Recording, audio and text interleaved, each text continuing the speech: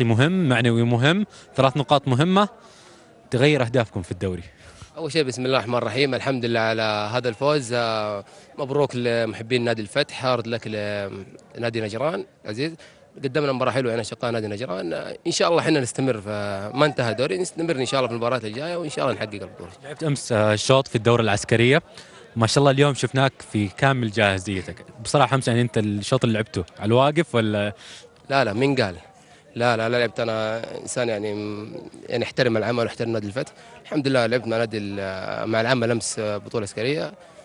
اليوم مباراتك، طب نجي اليوم مجهود كبير، بس خليني أسألك بداية الشوط الثاني، يمكن الشوط الأول كنتوا صبورين، ما كان في اندفاع كبير. بداية الشوط الثاني اندفعتوا، حسينا بعض الأحيان إنه في بعض الفراغات تكون بين المحور وقلوب الدفاع، كانت موجودة أو جهاد الحسين تعبكم؟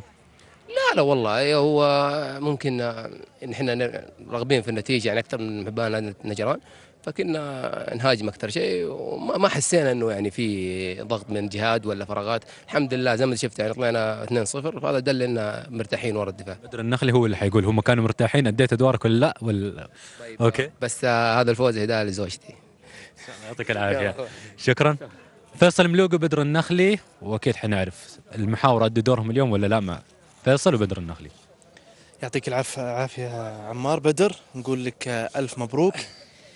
أنا قبل لا أبدأ معك عن المباراة بنتكلم عن نقطة. الكل قال إنه ممكن في كل جولة يقول لك الفتح حيوقف، الفتح راح يوقف، الفتح حيوقف، لكن اليوم أثبت الفتح للجميع أن فريق قادر على البقاء في المركز الأول، قادر على أن يكون هو بطل دوري زين.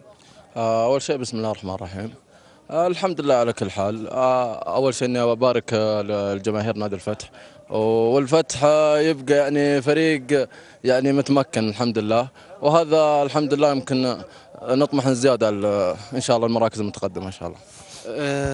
بدر اليوم يمكن ما كان الفتح بالفورمة، لكن بالتأكيد هو كسب الأهم اللي هو ال3 نقاط. اليوم كان الفتح متراجع عكس المباريات الماضية. صح مثل ما قلت. كان الشوط الاول كنا متراجعين شوي، بس لكن الشوط الثاني الكابتن فتحي الجبال طبعا شاف ان شو اسمه اننا متراجعين ورا، فقال تقدموا لقدام لان تهمنا 3 نقاط اكثر من اننا نتراجع ورا. طيب اليوم الفتح زي ما قلت كان همكم فقط ال3 نقاط، حققتم ال3 نقاط. نقدر نقول انه حققتوها باقل مجهود للفتح؟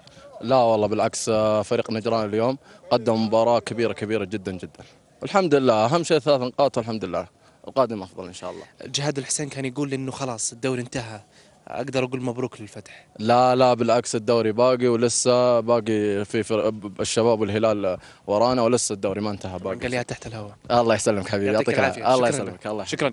نشكر بدر النخلي